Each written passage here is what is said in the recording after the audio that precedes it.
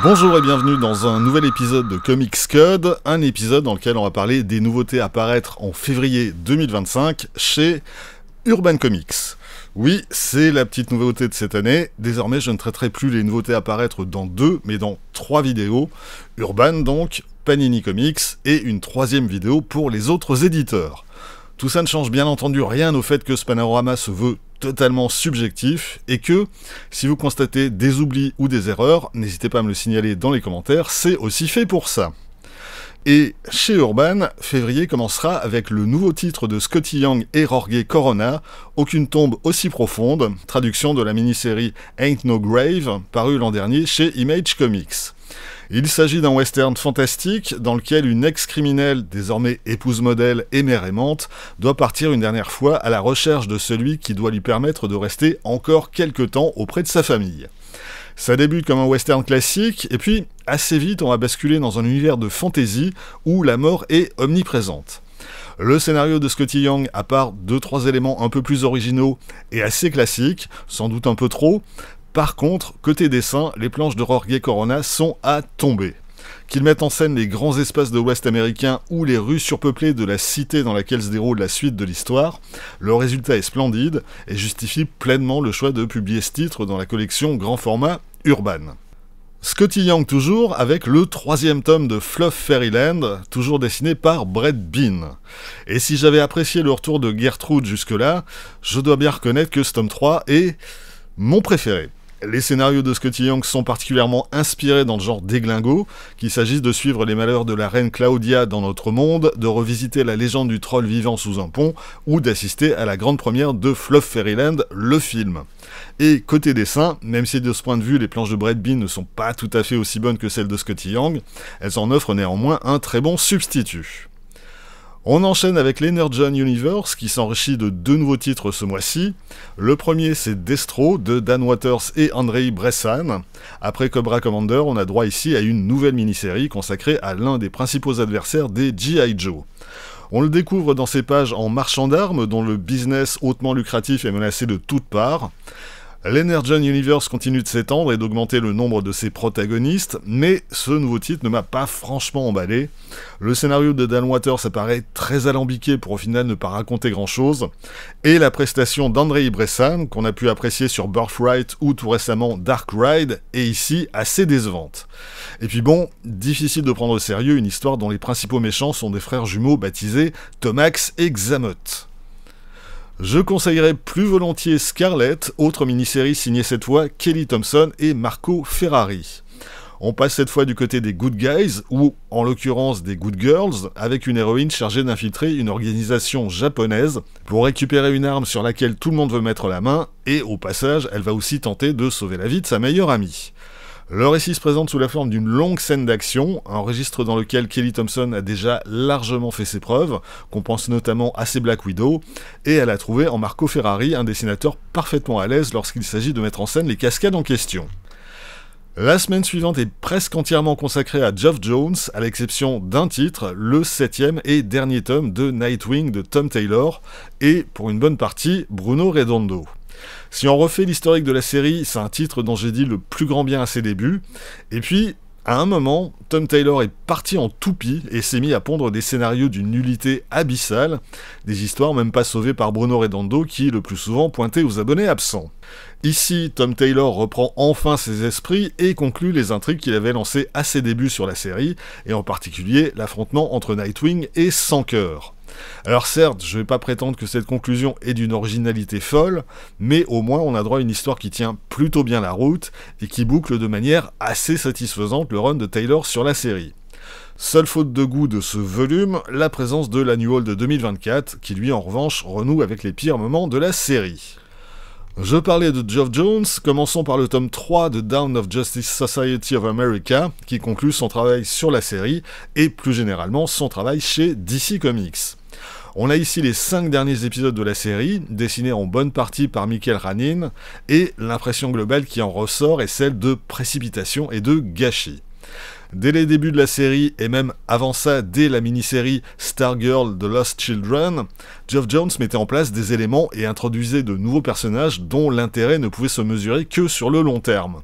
Pour ce qui est du long terme, maintenant que Geoff Johns a quitté DC Comics, on peut oublier, et effectivement, avec le lancement aux États-Unis de la nouvelle série JSA par Jeff Lemire et Diego Ortolegui, tous les apports de Geoff Johns à l'univers DC semblent destinés à finir leur carrière sous le tapis.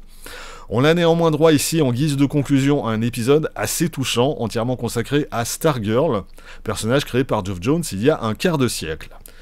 On trouvera également au sommaire de ce Down-Off 2 mini-séries, Wesley Dodds The Sandman et Alan Scott The Green Lantern, 2 personnages historiques de la Justice Society.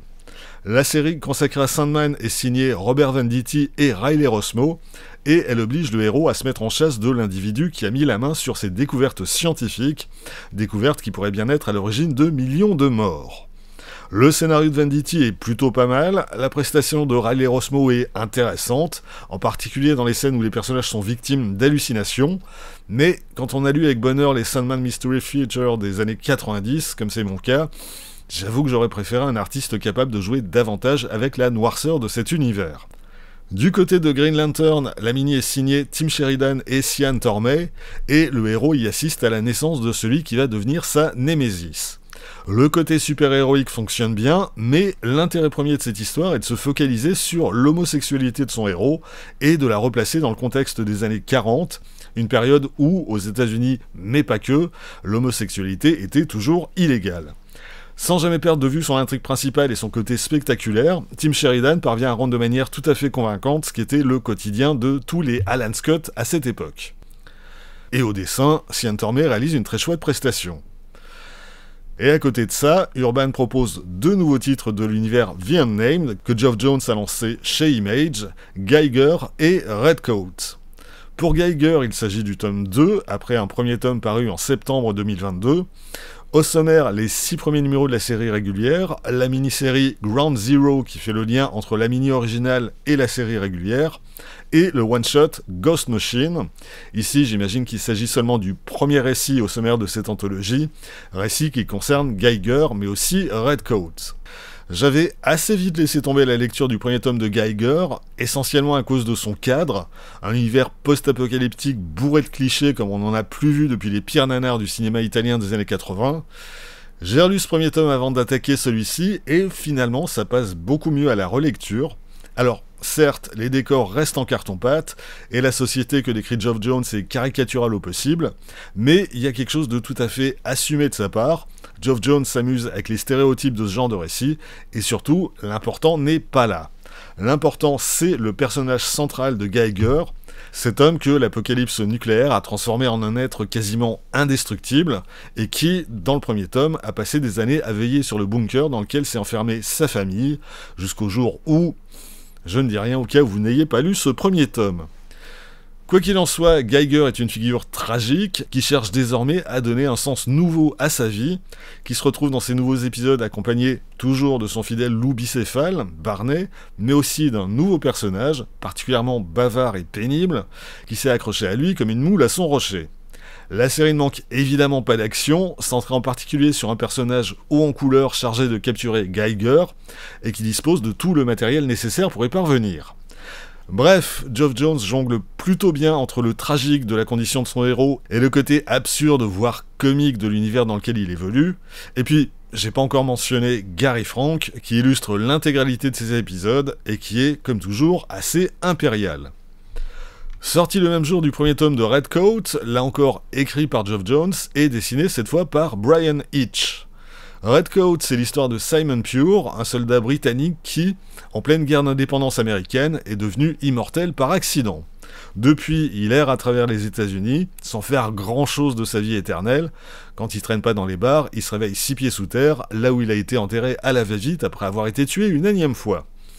Ce premier arc se situe à la fin du 19e siècle, quand Simon Pure va rencontrer un gamin venu tout droit d'Europe, qui va l'aider à échapper aux membres d'une secte qui ont trouvé le moyen de mettre un terme à son immortalité.